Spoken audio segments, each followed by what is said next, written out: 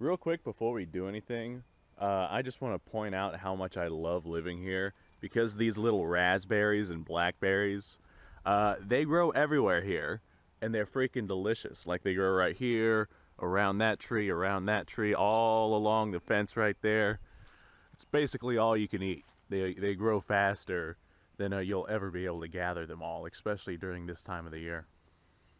Look at how fresh that is. That's what I'm talking about. Clean it off a little bit using my pants. No preservatives. Hello there, people of the internet. How's everyone doing today? I'm doing alright. Thanks for asking. Today, one of two things is going to happen, or maybe both things. I don't really know. We're either going to see some firearms explode, or I'm going to have two firearms. Thank you, Kevin. I appreciate that. Kevin's very active today, by the way, so you're probably going to hear him scream a lot.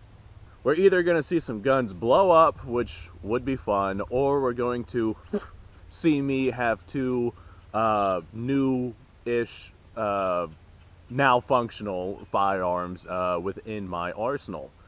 So that being said, I recently went out and I bought this Oviedo Spanish 308 Mauser. Yes, I know that it's technically chambered for the 7.62 set me. So it's not made to withstand the pressures of modern 308 ammunition. You got to be very careful about the ammunition that you're running through this thing. Now that being said, these have been proof tested to be strong enough to run mil-spec 7.62 NATO ammo. Not 308, but the 7.62 NATO. I do have a few rounds of that. We're going to see if this right here can handle it.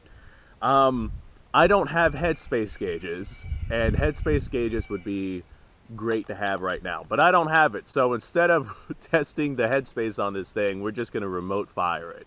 A lot of times you can tell how off some headspace is based off of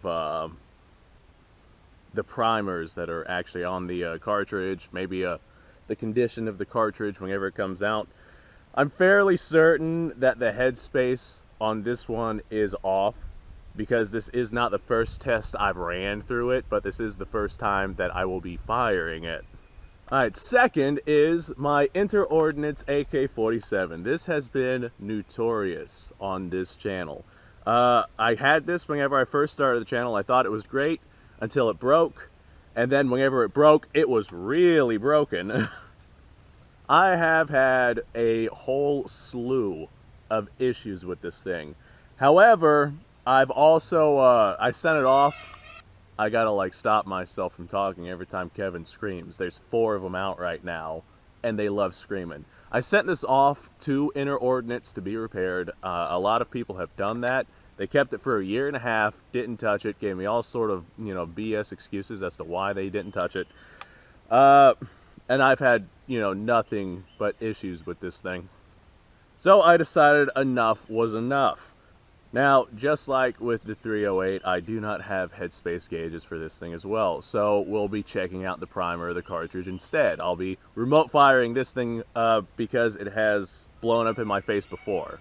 Now, I have had, or I have made a whole bunch of repairs on this thing. Originally, I just kind of spray painted it because I was just going to use it as a wall hanger, but I just so happened to have recently got my hands on some AK47 parts and pieces and whatnot, and I figured to myself, hey, why don't we just go ahead and see if I can manage to get this thing working. So rather than tell you what I replaced, I think it would be easier to just like say I replaced basically a good portion of the internals in this thing.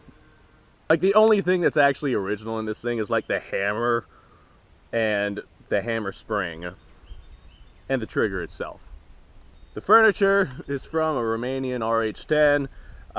The magazine here, it is an Interordnance magazine, but it does not go to this Interordnance rifle. All the other internal bits, they were lined up in sync there for a second. All the other internal bits in this thing, I can't really say what they're from because I just don't know. I just got like a box full of AK-47 parts, and I figured I'd see if I could get this thing running. Now, like I said, these things are notorious for having off headspace. I'm fairly certain the headspace in this thing is okay. The issues I was having before were more bolt related. Interordnance makes their bolts, they like cast them, and they don't stand up to the test of time. So let's see how well this bolt does. I'm sure I'm going to catch some flack for not testing the headspace or after I sticking a new bolt. However, let me just point out that this is an inner ordnance AK47, and with the factory bolt, the headspace could be off anyway. That I'm going to be remote firing this thing, so I'm going to be in no danger whatsoever. Now, this AK does like to launch the spent casings off to Jupiter. So in order to capture that spent casing, I'm actually going to fire it on the tree that this camera is currently sitting on. This way it like bounces off the tree and I'll be able to find the piece on the ground, and we can tell how off the headspace is, if at all. I don't think it's going to be. But you guys won't be able to see that remote firing. However, this right here, I'll go ahead and set up in the actual camera angle so y'all can see that. You know, I never thought that I'd be shooting this thing again. I got no issues at all if it decides, you know, to still no longer work. I think that there's something wrong with the receiver itself. I'm pretty sure that the receiver is just like a little bit warped and everything's just a little bit out of spec. But we're going to go ahead and test that. While I was removing and reassembling everything that was in the internals of that AK, things just didn't quite line up the way that they normally would. Alright, well, I think I've talked enough. I've already got my setup here. Let me just go ahead. I'm going to fire this AK one round down at the car. Let's see if it explodes. Saved at the ground a bit, but I think that'll be fine.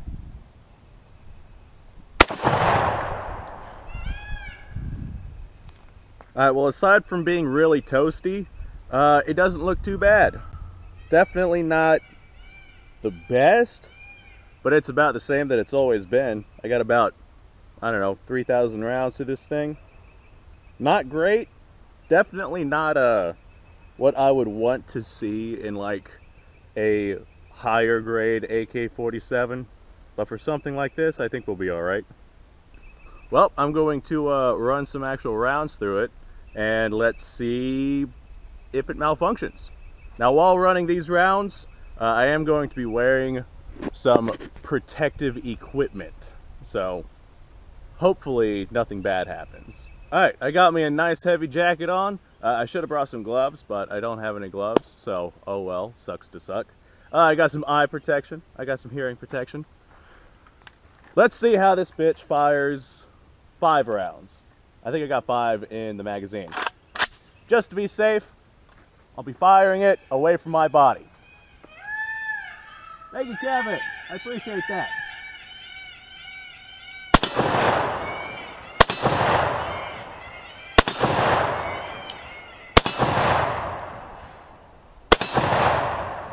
Well, fired those 5 rounds pretty damn decently. I didn't hear any unnecessary popping or anything like that. I don't see any billowing smoke. I think we might be good. Let me see if I can hunt down one of those rounds. Alright, well, there's a little bit of rippling in the primers. I managed to find 2 of the rounds, but it's far from bad. Definitely not the worst that I've seen. Not the greatest, but far from the worst. Alright, well, let me load up some more rounds. I have no idea how much I have left. We'll go ahead and lob them down range, see if the AK-47 holds up,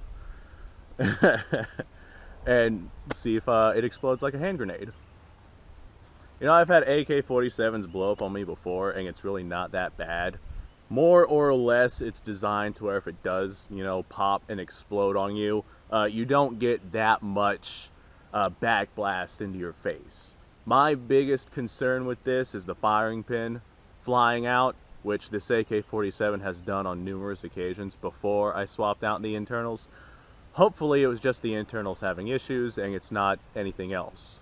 Alright, now I'm sure that somebody somewhere is going to complain about my means of testing my firearms and, you know, the lack of safety that I'm currently presenting. To that, shut the hell up.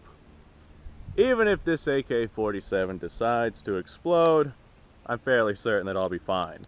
Statistically speaking, I'm more likely to be killed while driving down the road in my car. Not only that, but it seems safe. I remote fired it to test it.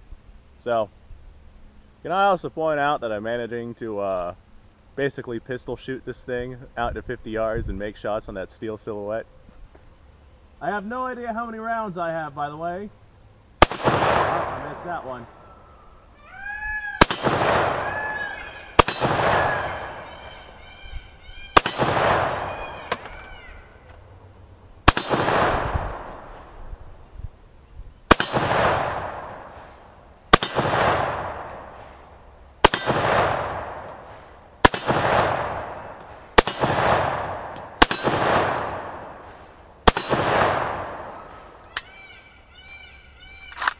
Well, she made it through all those rounds without malfunctioning. I think I've got my inner ordnance AK47 back.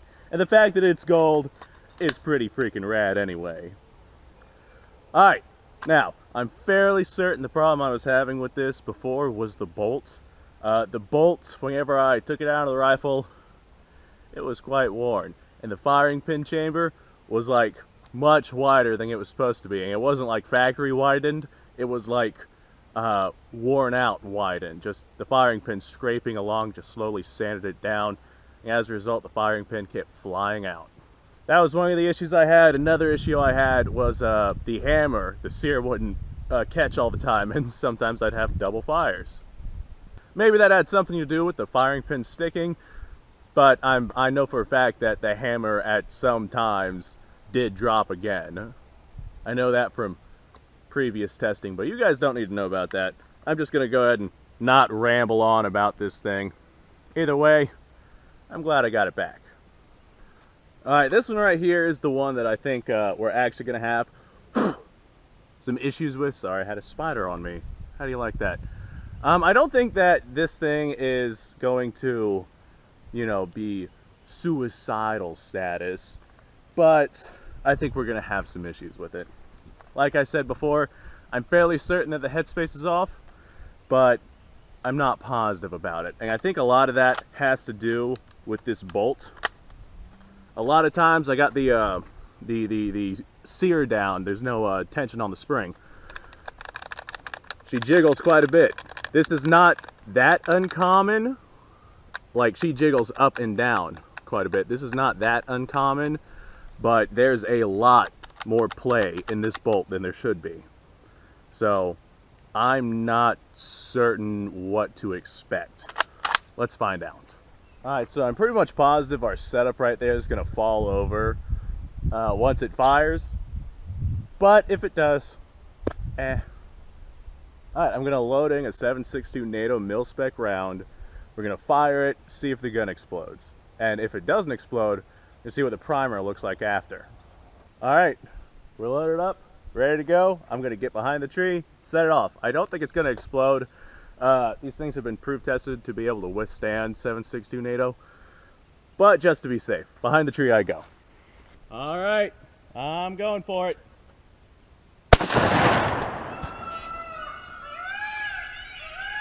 Just as expected, it fell down. All right, well, she fired. I don't see any cracking or bulging in the actual receiver. Not pressure stuck, that's a good sign.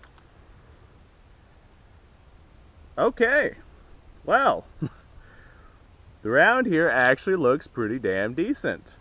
I'm not seeing any unnecessary bulging or any primer popping out. This actually looks really good. I think we might be in business here. That is pretty surprising. I was convinced that the headspace was off with this thing, with all the bolt wobble that we have when we have the sears down.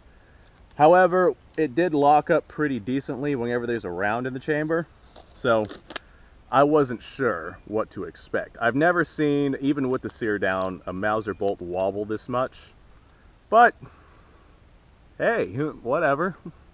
Alright, now I do have one more. I'll go ahead and I'll fire this one, not from my shoulder. I'll hold it out like I did for the AK, and we'll test it that way, mostly because I am out of duct tape and can't refasten it over there. Alright, this is another mil-spec 7.62 NATO round. Let's go ahead and see how she does. Oh man, this is going to be some gnarly recoil, guys. That was gnarly recoil. Alright, not pressure stuck. I'm digging the fact that it's not pressure stuck. Wow, that primer looks pretty damn good. Hell yeah, that's what I'm talking about. I have test fired actual 308 ammunition through these things. Those seem to have been alright, but I think 7.62 NATO is the way to go. Now, that being said, I'll be right back. I have some ammunition. I'm not sure what it is. I'm pretty sure it's 7.62 NATO, but I'm not sure if it is 308 Winchester. So I'm going to go grab that. We're going to fire it through this thing, see what the Primer looks like, see if it over pressurizes itself. If not, then hooray for me. Alright, I did a bit of research and it looks like what I've got here is some Lake City 7.62 NATO ammunition. So that should be pretty decent. We should be able to run that through this rifle, but I say should be. Let's go ahead and fire it, see if we have any over pressurization or anything like that.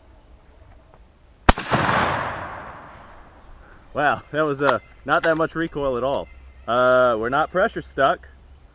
Doesn't look like we have any real pressurization on that primer. Yeah, that primer there looks pretty good. We do, however, have, looks like some gunpowder that didn't fully fire. That's interesting. Must just being old ammo. Let's go ahead and try another.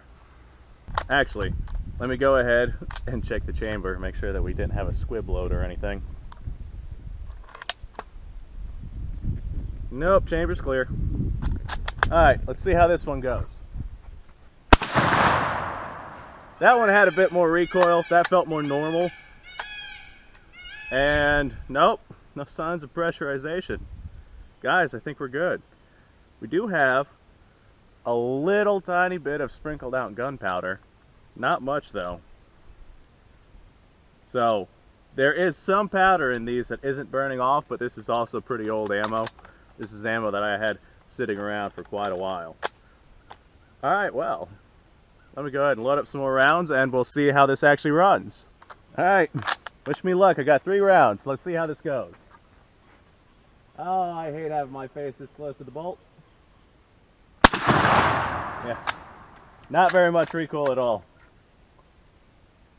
No signs of overpressurization either. This one didn't have any gunpowder in it that wasn't burnt off. You know what? I don't like this round. I'm going to go ahead and fire it from out here.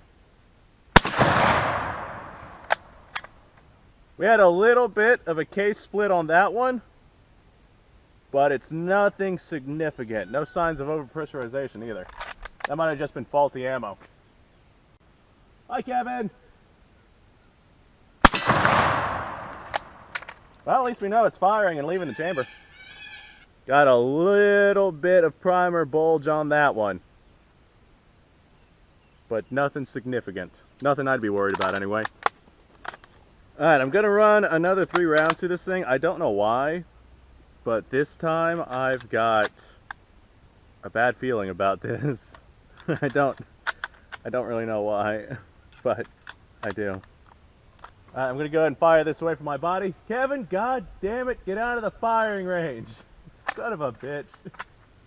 Alright, well, I've managed to convince Kevin to get out of the firing range. This ammunition, the bullets themselves, the projectiles, have been swapped for soft tip ammo. So that's where our feeding issue comes from.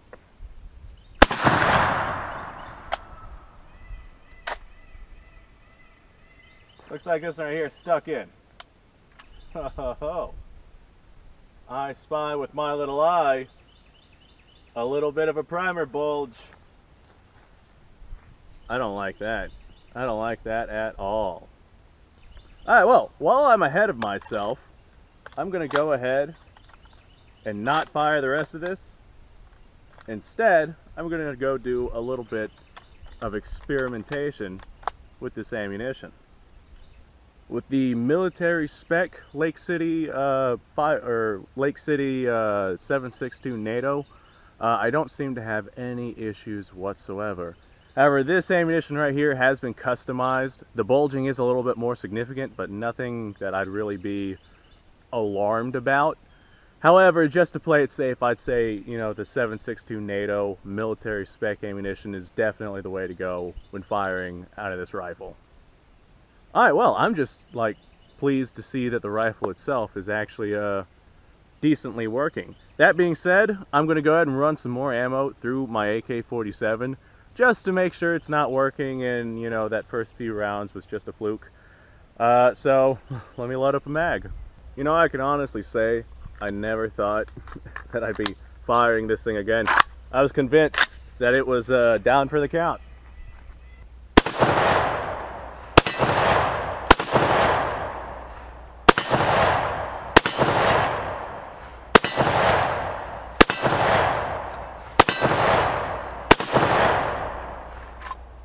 round left.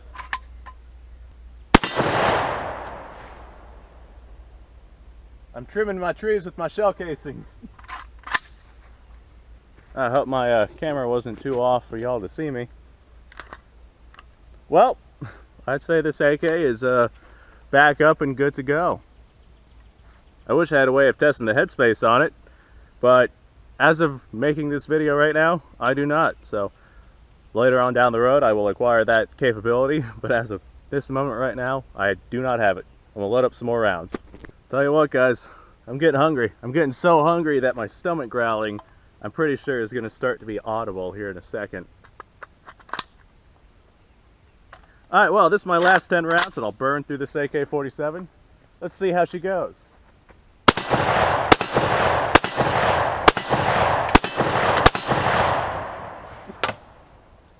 Got a bit of back blast on that one. Well, let's just keep on going.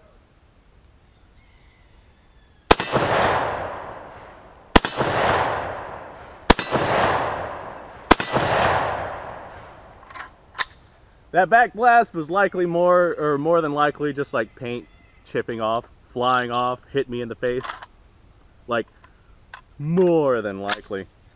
All right, well, I think this AK-47 is back up and going, but just to be safe, I'm gonna open her up, see what we look like on the inside. Well, after a full disassembly, looking at everything, I'd say the AK-47 is A-OK and good to go. There's lots of paint chipping off of it right now. That gold stuff on there, that's just paint. It was literally just gonna be a wall hanger until I decided to redo it and see if I could get it running again. So I'm probably going to be hit several times by hot paint right in my face. All the shell casings I've managed to find from it, they look pretty good. And I got through 40 rounds without anything really malfunctioning.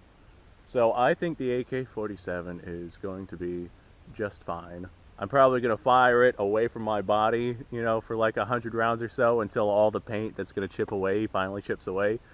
Because, man, that hot blast of paint, just a little bit. It was just a little scraping of paint that hit me in the face. It sucked. It really sucked. And it looks like Kevin's back over where he was. He is absolutely determined to be there for as long as possible. So I'm gonna go get me some additional military spec 7.62 NATO ammo to run through this Oviedo Mauser that I got. I think the military spec stuff is going to be just fine. I didn't see any signs of over-pressurization or anything like that. The stuff that has the soft tip projectiles, that stuff I saw a little bit of bulging, so I'm going to go ahead and not risk that. I'll go ahead and run that stuff through my Savage 308 Axis. As far as the Oviedo, I'm going to just stick to 7.62 NATO, which is good. That stuff's readily available and pretty damn cheap. The AK-47, I think we got a full pass on that. One of these days, I'll go ahead and I'll make, you know, a full video of me just like running the absolute hell out of that thing to see how well it stands up. I mean, if it breaks again, I got, hell, a whole fucking tote full of AK-47 parts right now. So if it breaks again, I'll just crank it back up and keep it working again. I tell you what I do need. What I do need is one of those vices that can like crimp the barrel into the receiver. Because if the headspace starts to go off on this thing and the barrel starts to walk out of the receiver, there's not much I can do about that, you know, anything short of beating it against a rock to get it back in. Anyway, thanks for watching, guys. If you've watched this far, thank you, I guess. There's no prize at the end, though. If you like this kind of stuff, do me a favor, like and subscribe down below. YouTube's very anti-gun right now, so liking and subscribing is like the only way that I can get word around and start growing this channel the way I want to grow it.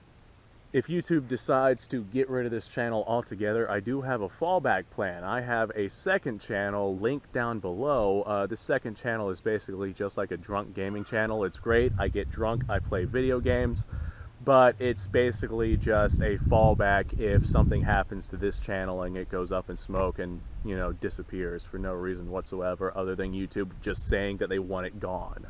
Well, I'm not about to let my life's work, you know, go up in smoke and go away. I'm not going to let it happen. So if you want to support this channel, by all means, subscribe to the other one, because if something happens to this one, I'm jumping right onto that one, and I'll make, another channel after that one, and I'll just basically keep shedding my skin as YouTube keeps trying to get rid of me. Now, so far, they haven't done much. A few, deleted videos and whatnot that I've managed to appeal to and get them back up. But they're trying. They definitely got their eye on me. Which is interesting because I'm such a small channel. Alright, that being said, check out the Patreon page. I started doing Q&As because I got a lot of interesting and repeat questions. You don't have to be a Patreon to check out the Patreon page or to ask a question down below. Maybe I'll answer it, maybe I won't. If it's a good enough question, I'll stick it on my Q&A on the Patreon page. Anyway, thanks for watching, guys. I am like starving. I'm really hungry and I don't know what I'm gonna have to eat, but I'll come up with something. And I'm probably gonna fire some more rounds downrange. I need to get some more mil-spec 7.62 because I want to fire that Utreon Mauser some more, but I don't feel comfortable with the bulge primers from the 7.62 NATO ammo that we have with the soft tips on them. And unfortunately, I don't have any NATO spec full metal jacket heads to stick on these casings. If I did, that'd be great. I could just, do that, but I don't. Anyway, yeah. Insert, the rest of the outro here. I'm hungry. I'm gonna go grab food. You guys go off. Have a fantastic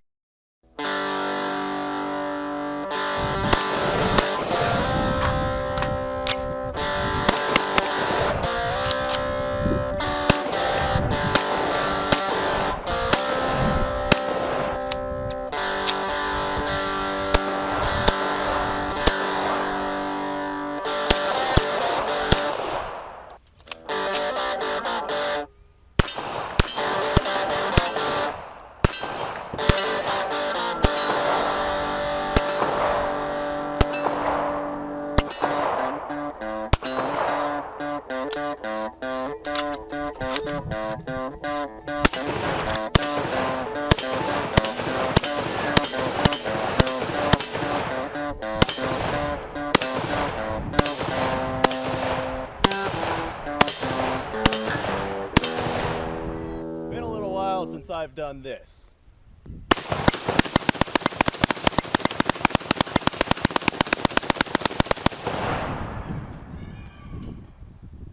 Bonnie and Clyde be damned. The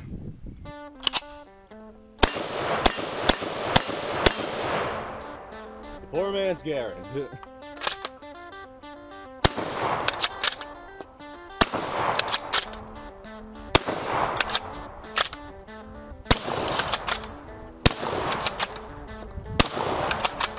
It's a shame that bolt-action shotguns aren't more mainstream.